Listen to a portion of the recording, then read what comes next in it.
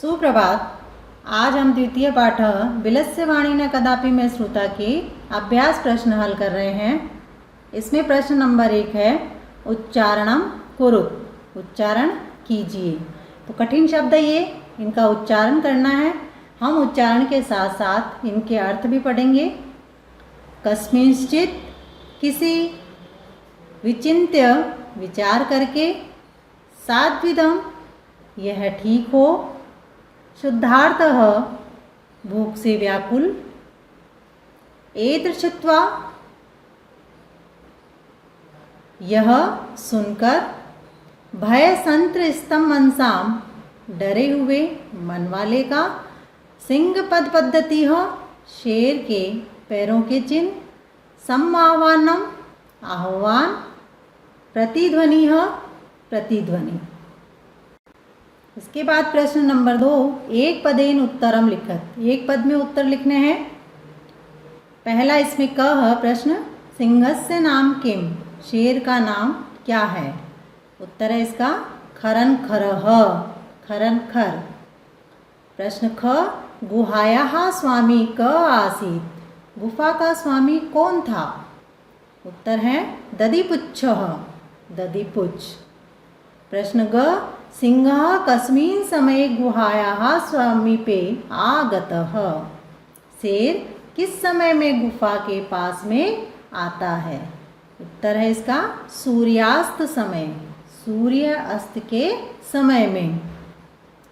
प्रश्न घ, हस्त पादादिकः क्रियाः केषां न प्रवर्तन्ते, हाथ पैरों की क्रियाएं किस प्रकार नहीं प्रवर्त होती हैं या किसकी प्रवर्त नहीं होती हैं।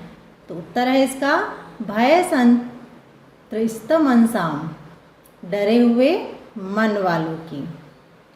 प्रश्न नंबर 8 है गुहा केन प्रतिध्वनिता, गुफा किससे प्रतिध्वनित होती है।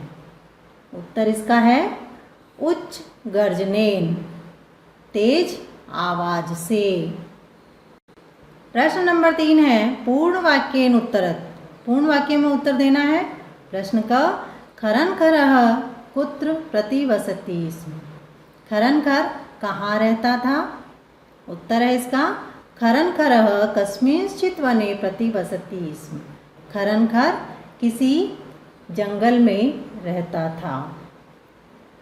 प्रश्न ख, महतीं गुहां दृष्ट्वा सिंहः किम अचिंतयत, अपनी बड़ी गुफा को देख करके शेर क्यों चिंतित हुआ। उत्तर है इसका महतीं गुहां दृष्ट्वा सिंहः अचिंतयत, नूनम् एतस्यां गुहायां रात्रौ कोऽपि जीवः आगच्छति, अतः अत्रैव निगूढो भूत्वा तिष्ठामि इति। अवश्य ही इस गुफा में रात्रि में कोई जीव आता है, इसीलिए यहाँ ही रुक कर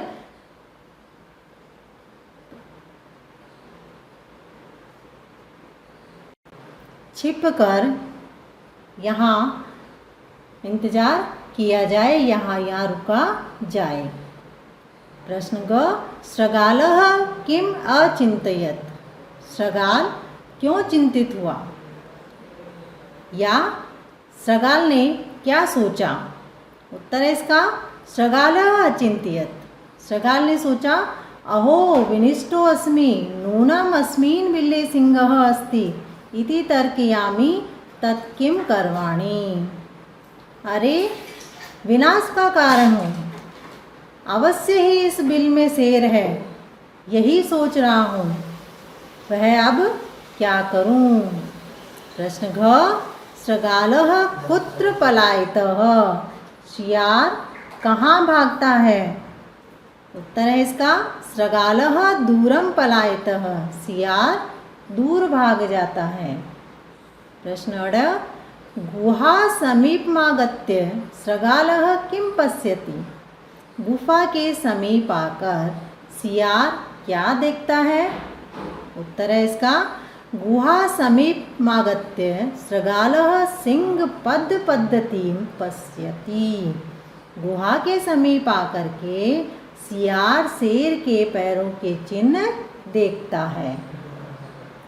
अगला प्रश्न इसमें च, क शोभते, कौन शोभित होता है? उत्तर, य अनागतम कुरुते स शोभते, जो पहले ही विचार कर लेता है वही शोभित होता है। प्रश्न नंबर 4 है, रेखांकित पद पदानि आदृत्य प्रश्न निर्माणम कुरु। रेखांकित पद है, उनके प्रश्न निर्माण करने हैं। प्रश्न इसमें पहला दे रखा है, शुद्धार्थ है, इसमें रेखांकित है, ये अंडरलाइन कर रखी नीचे। तो इसका प्रश्न बनाना है, सिंहः कुत्रापि आहारम न प्राप्तवान। तो इसका उत्तर होगा, कीदृशः सिंहः कुत्रापि आहारम न प्राप्तवान। दधिपुच्छ नाम सृगाल गुहायाः स्वामी आसीत्। दधिपुच्छ नाम का सियार गुफा का स्वामी था। तो अंडरलाइन हो दधिपुच्छ में, तो यहाँ होगा कौन या किस नाम का, तो यहाँ होगा किम नाम सृगालः गुहाया स्वामी आसीत्, किस नाम का सियार गुफा का स्वामी था। प्रश्न ग, ऐसा गुहा स्वामिनः सदा आह्वानं करोति। यह गुफा स्वामी का हमेशा आह्वान करती है। तो अंडरलाइन है इसमें स्वामिनः, तो यह गुफा किसका आह्वान करती है, तो इसीलिए स्वामिनः की जगह प्रश्न बनेगा कस्य, ऐसा गुहा कस्य सदा आह्वानं करोति। प्रश्न घ, भय संत्रस्तां मनसां हस्तपादादिकाः क्रिया न प्रवर्तन्ते। हस्तपादादिकाः, इसके नीचे अंडरलाइन है, तो इसका प्रश्न बनेगा यहाँ पर कीदृशः। तो यहाँ लिखना है, भय संत्रस्तं मनसां कीदृशः क्रियां न प्रवर्तन्ते। प्रश्न अड, आह्वानेन शृगालः बिले प्रविश्य सिंहस्य भोज्यं भविष्यति। यहाँ बिले पर अंडरलाइन है, तो इसका उत्तर होगा, प्रश्न बनेगा इसका, आह्वानेन शृगालः कस्मिन् प्रविश्य सिंहस्य भोज्यं भविष्यति। प्रश्न नंबर 5 है, घटनाक्रमानुसारम वाक्यानि लिखत। वाक्यों को घटना के क्रम के अनुसार लिखना है। जिस प्रकार से कहानी आगे से आगे घटित हुई है, उसी प्रकार से इनकी पंक्तियों को जमा करके हमें वापस नीचे लिखना है। तो सबसे पहले इसमें जो पंक्ति आएगी कहानी के अनुसार, वो है, परिभ्रमण सिंह शुद्धातः जातः। तो ये सबसे पहली पंक्ति आएगी जो हमें नीचे लिखनी है। उसके बाद में जो दूसरी पंक्ति आएगी कहानी की, वो है, सिंह एका महतीं गुहाम अपश्यत। अब तीसरी पंक्ति इसमें से जो कहानी की है वो है, गुहाया स्वामी दधिपुच्छ नाम सृगालः समागच्छत। पंक्ति नंबर 4 इसमें से जो आ रही है वो है, गुहाया कोऽपि अस्ति इति सृगालस्य विचारः। ये आएगी 4 नंबर पर। इसके बाद में इसके नीचे जो पंक्ति हमें लिखनी है वो है, दूरस्थः सृगालः रवं कर्तुमारब्धः। अब उसके बाद में कौन सी कहानी की पंक्ति इसमें घटित हुई है, सिंहः सृगालस्य आह्वानं करोत्। और जो सबसे अंत में पंक्ति आएगी वो है, दूरं पलायमानः सृगालः श्लोकं पठत्। तो इस तरीके से इनको जमा करके वापस 1 2 3 करके हमें पंक्तियां नीचे लिखनी है। प्रश्न नंबर 6 है, यथा निर्देशमुत्तरत्। निर्देशानुसार उत्तर देना है। जैसा इसमें पूछा गया है उस प्रकार से हमें उत्तर देना है। प्रश्न क्या है इसमें, एकां महतीं गुहां दृष्ट्वा स अचिन्तयत्। अस्मिन् वाक्ये कति विशेषण पदानि संख्यायाः सह पदानि अपि लिखत। इस वाक्य में कितने विशेषण पद हैं, उनकी संख्या भी लिखनी है और पद भी लिखना है। तो यहाँ है 2 विशेषण पद, तो हम लिखेंगे, विशेषण पद लिखना है और लिखना है 2 विशेषण पद आया इसमें। कौन कौन से हैं?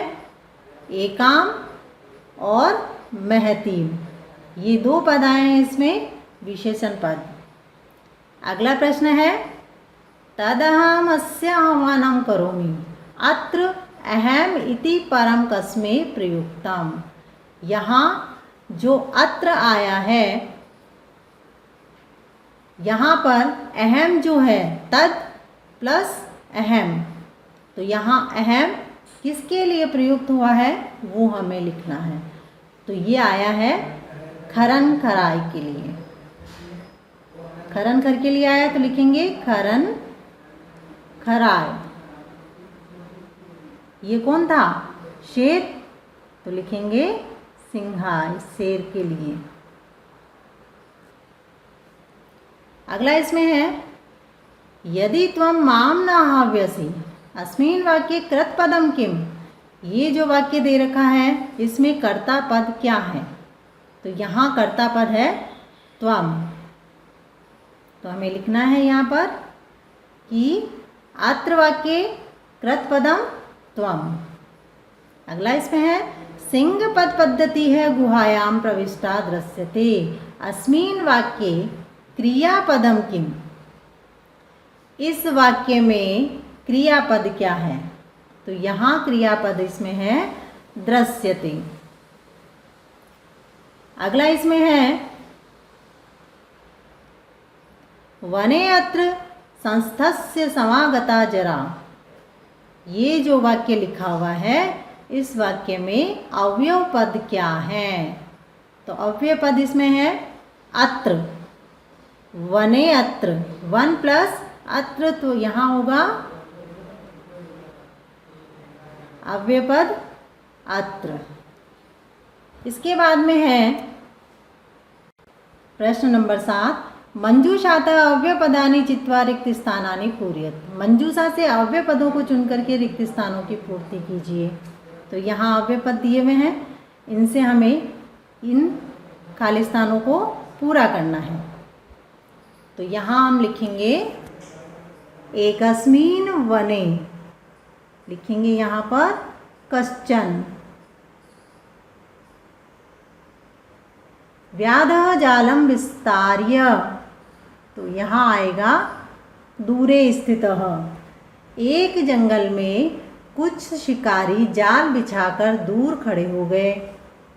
क्रमशः आकाशात् स परिवारः कपोतराजः, तो यहाँ जो अव्यय आएगा वो है तदा आगच्छत। लगातार आकाश से पूरा सहपरिवार यानी कि कपोत राज का सहपरिवार तब आता है। इसके बाद में जो रिक्त स्थान दिया हुआ है वहाँ है निश्चेह। निश्चेह कपोताः तंडुलान अपश्यन्। इसके बाद में क्रमशः तेसाम लोभो जातः। नीचे कबूतरों ने चावल के दानों को देखा और लगातार उनके मन में लालच उत्पन्न हुआ। परम राजा सहमतः नासीत्, परंतु कपोतों के जो राजा थे वो सहमत नहीं थे। तस्य युक्तिः आसीत्, उनकी युक्ति थी, उनका सोचना था। वने को अपि मनुष्य नास्ति, जंगल में कोई भी मनुष्य है ही नहीं। कुतः तंडुला नाम संभव है, तो कहाँ से ये चावल के दाने संभव हैं? राज्ञ उपदेशम अस्वीकृत्य कपोताः तंडुलान खादितुं प्रवृत्ताः जाले, तो यहाँ आएगा तदा निपतिताः। राजा के उपदेश को अस्वीकार करके कबूतरों ने चावल के दानों को खाने के लिए प्रवृत्त हुए और जाल में तब वो बंध गए। अतः उक्तम, इसीलिए कहा है। यहाँ जो रिक्त स्थान है वहाँ आएगा सहसा। सहसा विदित न क्रियताम, अचानक कोई भी कार्य किसी प्रकार का नहीं करना चाहिए।